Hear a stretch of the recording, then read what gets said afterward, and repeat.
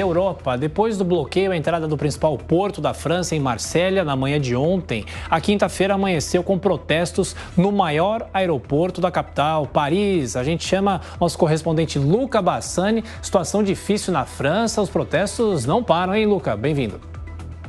Bom dia, Thiago, Adriana, todos que nos acompanham. Realmente uma situação dramática vivida pelos franceses nas últimas semanas.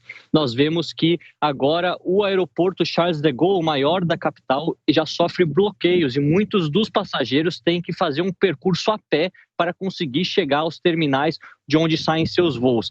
As agências relacionadas à aviação civil disseram que não estão previstas greves deste setor durante esse dia, portanto, os passageiros que conseguirem entrar no terminal conseguirão realizar as suas viagens normalmente. Mas aquilo que a gente observa durante as últimas semanas é um caos generalizado em vários setores, não só nessa questão do bloqueio das rodovias, de algumas avenidas e também o fato de vários trens terem sido cancelados, mas os garis têm realizado uma greve há mais de uma semana, o que amontoa a grande quantidade de lixo por toda a capital, lembrando a todos que isso é uma resposta da população civil e também de vários setores relacionados aos sindicatos após o presidente Macron, através de sua base do governo, terem aprovado, através de um decreto, a reforma previdenciária, que mudará a idade mínima da aposentadoria de 62 para 64 anos, além, é claro, da contribuição mínima de anos, de 42 para 43.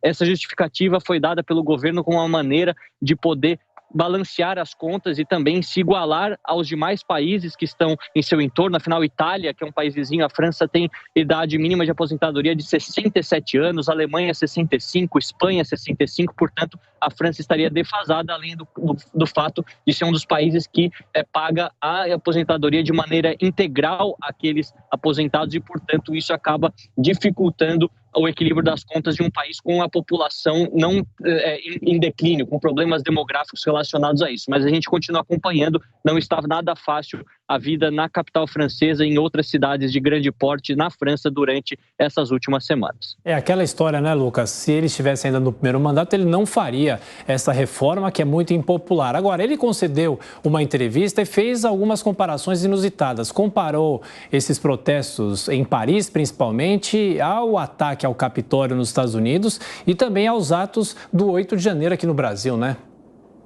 Pois é, ele fez essa comparação e muitos acreditam que ela foi muito infeliz, por conta do fato de cerca de 2/3 da população francesa apoiarem as manifestações e serem contrárias à reforma da Previdência, ao mesmo tempo em que estamos falando de manifestações populares e também dos sindicatos, em contrapartida a dois movimentos que tentaram invadir e acabar com os poderes da República. Exemplo, dos Estados Unidos, invasão do Capitólio, o poder legislativo, e no Brasil, invasão à Casa dos Três Poderes. Macron disse que não se alegra em fazer essa reforma. Ele disse que é extremamente necessário que ela seja realizada por questões financeiras. Afinal, quando ele assumiu seu primeiro mandato, haviam cerca de 10 milhões de aposentados na França, hoje já são 17 milhões e no futuro serão 20 milhões, portanto, quase o dobro de pessoas se aposentando em cerca de 10 anos e é algo que é extremamente necessário. Ele diz que acha legítima a manifestação dos sindicatos, mas que a violência, essa sim, seria comparável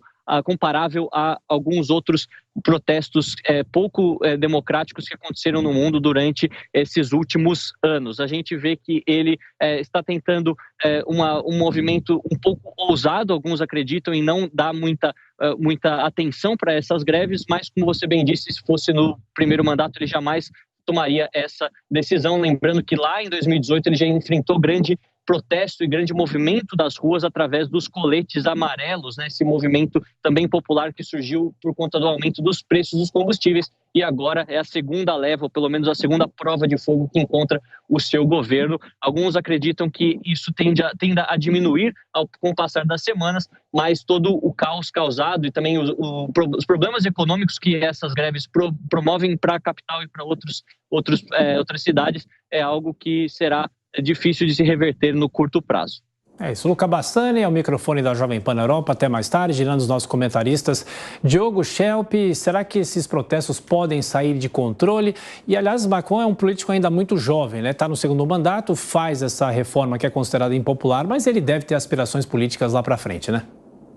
Com certeza, Tiago. É preciso admitir que há uma grande coragem por parte de Macron de adotar políticas que são absolutamente impopulares. É uma situação bastante diferente, por exemplo, de quando nós tivemos aqui no Brasil a aprovação da reforma da Previdência, no primeiro ano do governo Bolsonaro, em que havia, de certa forma, um consenso na população brasileira de que era necessário, de que isso penalizaria muitas pessoas que ainda têm aí um grande chão pela frente de trabalho para contribuir com a Previdência, que precisarão claramente trabalhar mais e por mais tempo. O cálculo também que se faz não é tão favorável para definir o valor da Previdência, mas havia um consenso de que isso era necessário. Caso contrário, o sistema simplesmente ruiria, não é mesmo?